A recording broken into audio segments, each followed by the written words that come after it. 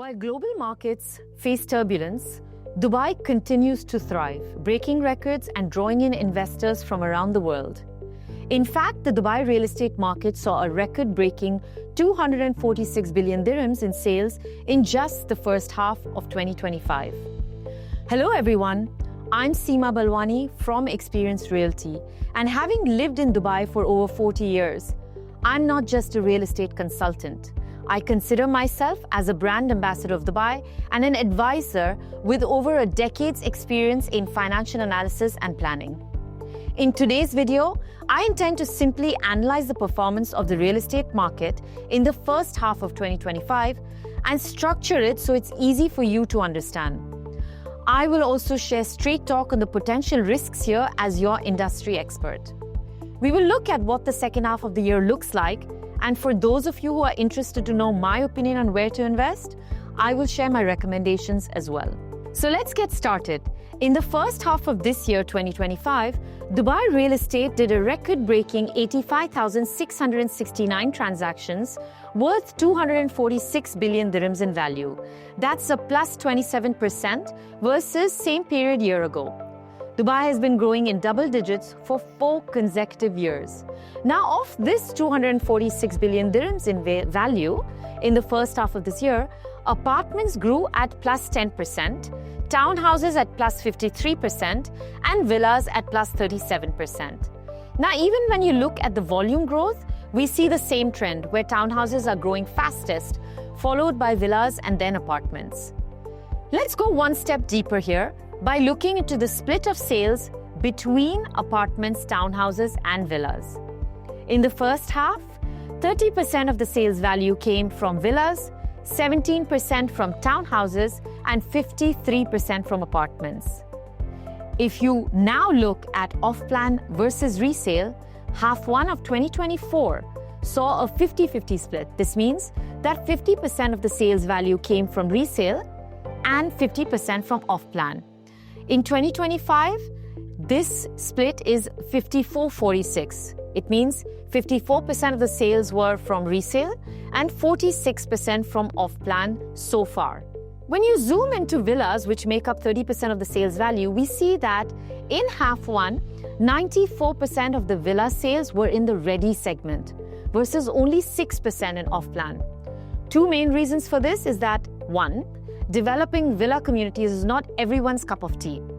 Only the government developers are able to develop quality villa communities, and given the commitment required from this, there aren't many villas being launched. And two, additionally, with the recent moves of HNIs and ultra HNIs, they prefer ready villas as they want to live in these today, not 4 years from now. Hence, the demand for ready villas today is higher. In townhouses, the split is different. 62% of townhouse sales in the first half of 2025 came from ready, and 38% from off-plan. For apartments, which comprise of 53% of the market, this was reverse. 29% of sales were in the ready segment and 71% in off-plan. What does this tell you?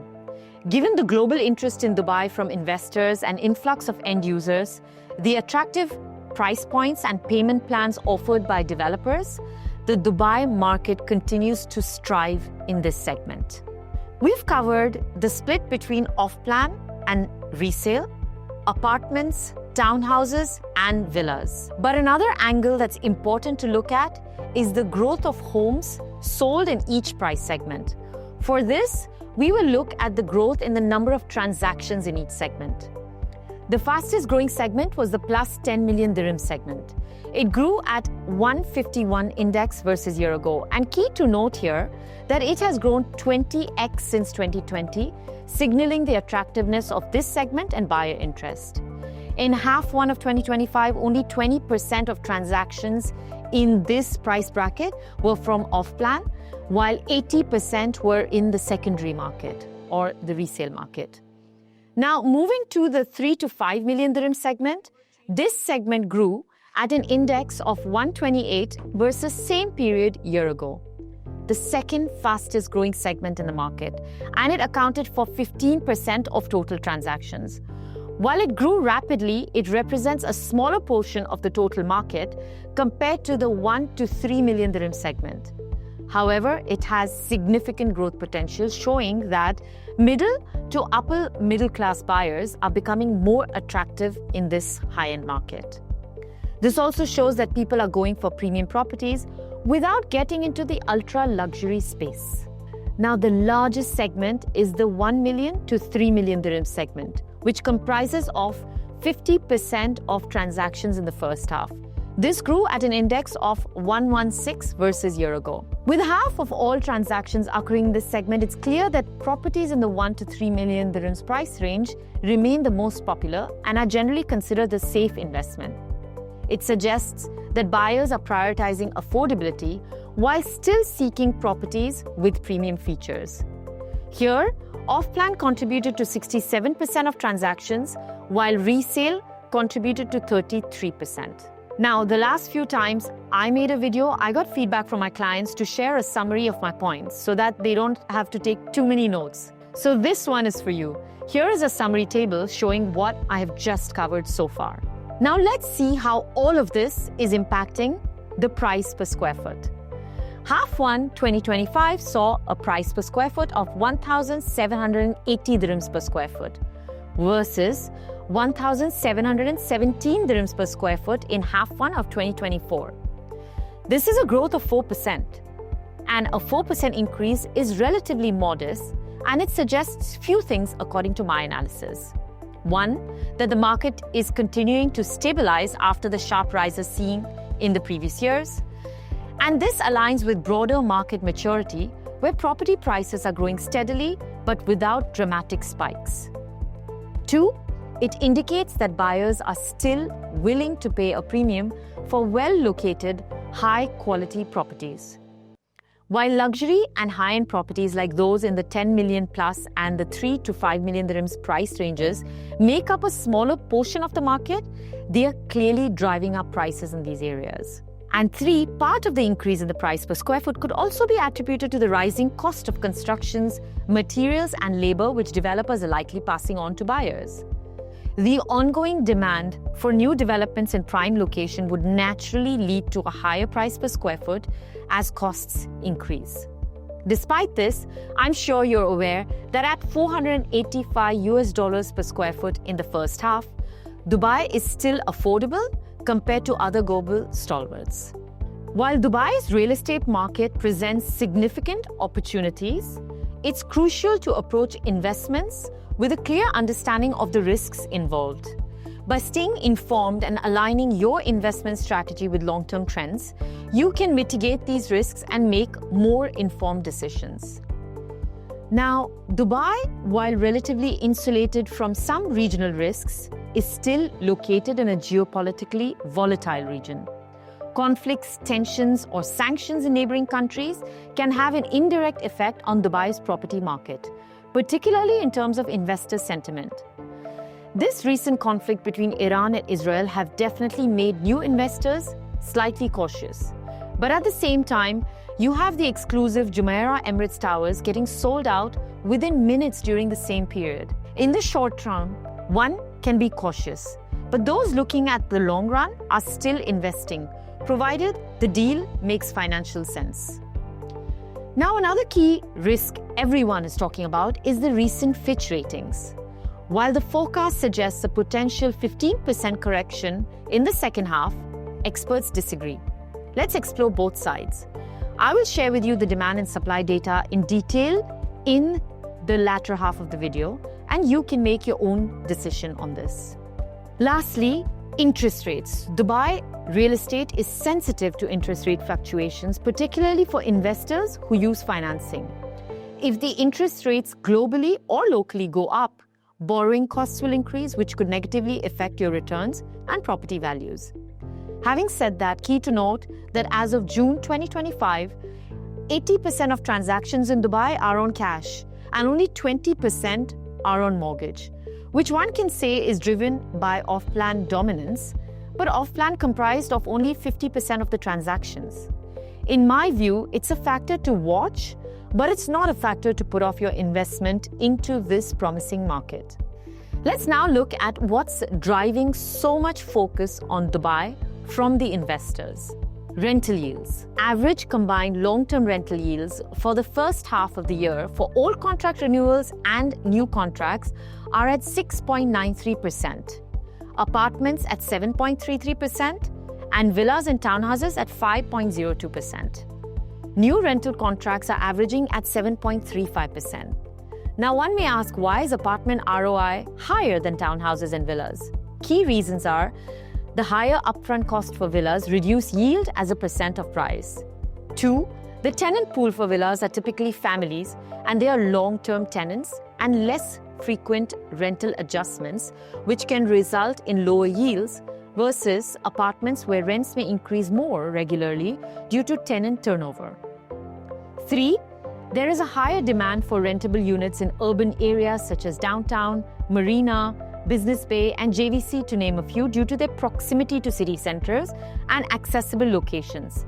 And as a result, apartments have a higher demand and ROI, while villas are more often located in the suburbs and are less desirable for renters typically. All this is also reflected in the fact that in the rental contracts in half one, 90% of the rental contracts are for apartments, 6% for villas, and 4% for townhouses. It is also key to note that long-term rental yields are highest in Dubai versus other key markets, as you can see in this chart. On top, if we look at short-term rental yields, these are 1 to 2% higher than long-term rental yields, once again, making them one of the highest versus other key markets. Now, first half of 2025 saw a number of rental transactions in line with a year ago when we talk about short-term rentals. But the value of these short-term rental transactions were up by 9%. Let's now look at another very important factor: population. Dubai's population is at 3.95 million, which is a growth of plus 110,000 people in 6 months since Jan 2025 and plus 230,000 people since 2024. That's a 6.2% increase. Now, keep in mind, this isn't just a one-year phenomenon. Over the last decade, the population has grown by 6% annually, while the global average, it's at a 1.1%. Now, Dubai, along with other major cities in the world, tracks its daytime population, which is a key metric major cities globally use for urban planning, retail analysis, and infrastructure development to ensure the city functions smoothly.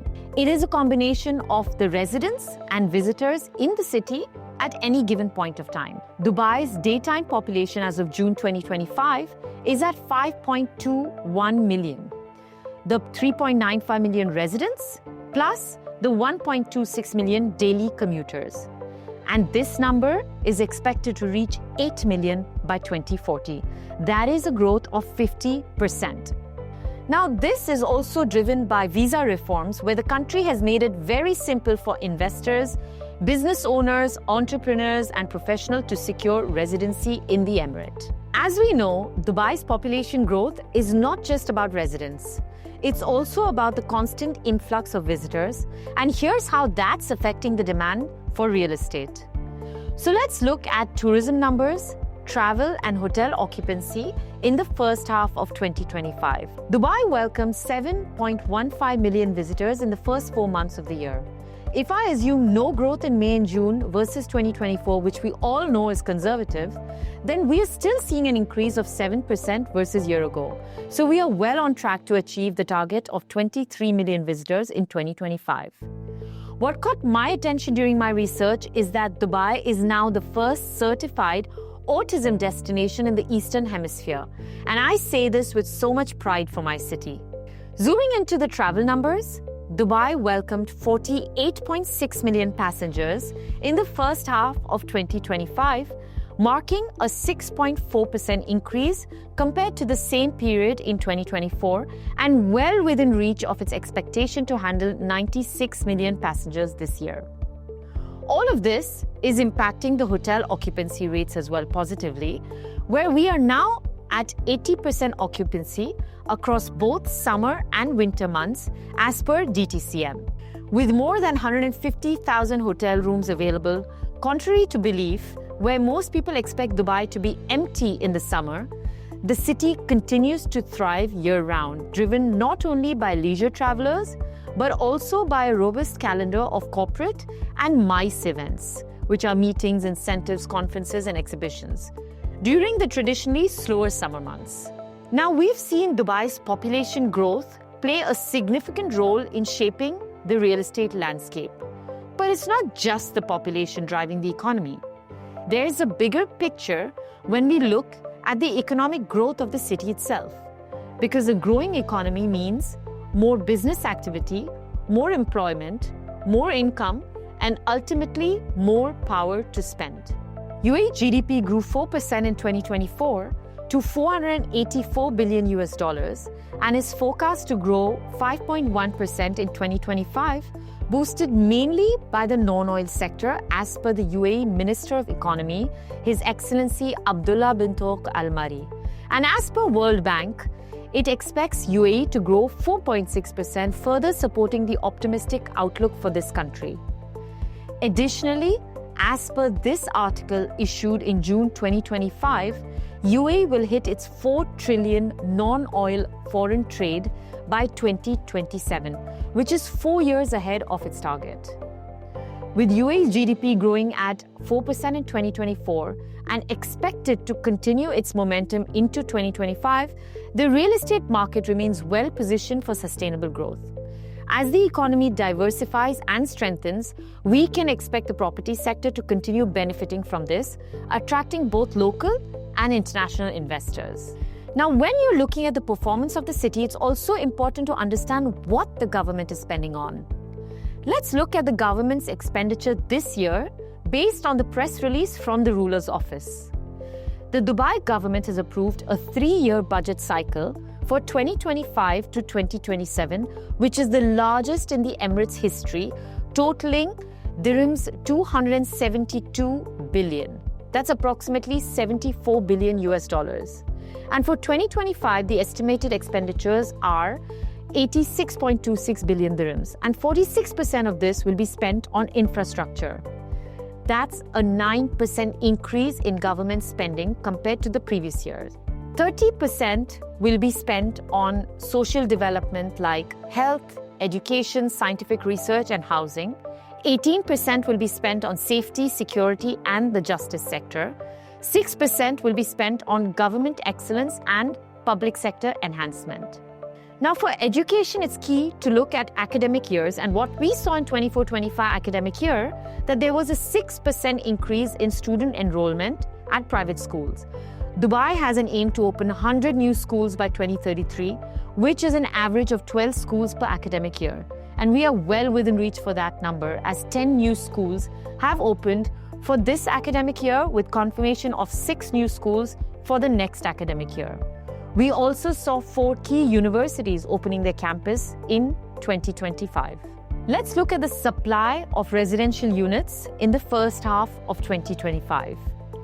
17,552 units were delivered in the first 6 months of this year, and only 60% of the units that were expected to be completed have been delivered. 40% are overdue. Now, if we look at the full year, then Dubai is projected to deliver 72,000 residential units, which is a sizable pipeline with high volumes expected in areas such as Business Bay, JVC, Studio City, to name a few. In 2026, this number will further go up to 104,000 units.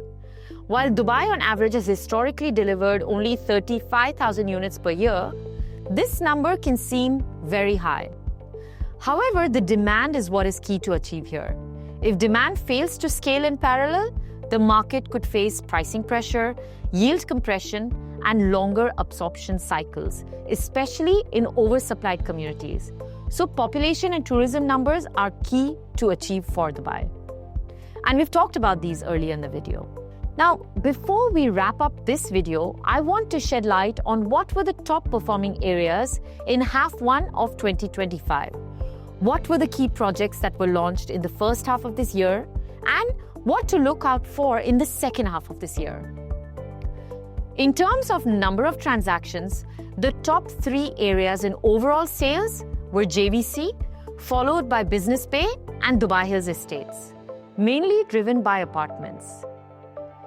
Now, when you look at the villa segment, it was Palm Jebel Ali, followed by Dubai Hills Estate and Emirates Living.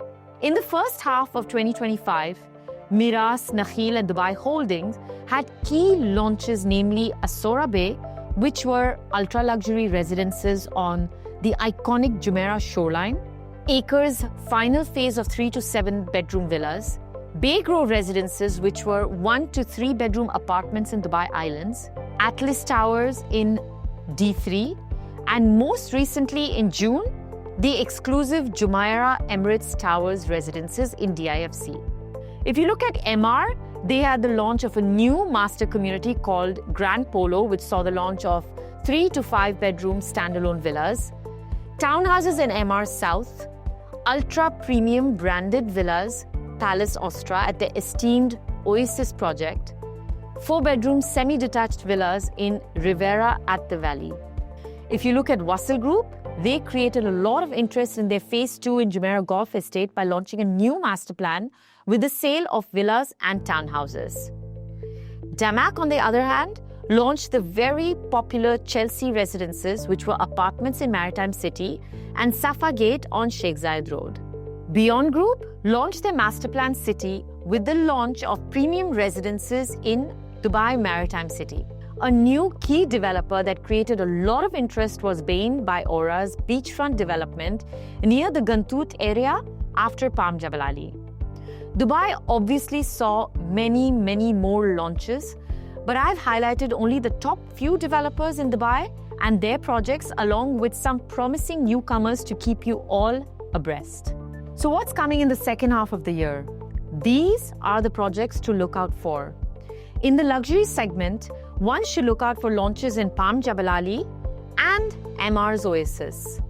In the villa segment, look out for upcoming launches within the recently launched Grand Polo Resort and Club by MR, Jumeirah Golf Estate by Wasl, Nadal Sheba Gardens in Medan, and Expo City Villas and Townhouses, along with a master community at the Jebel Ali Racecourse.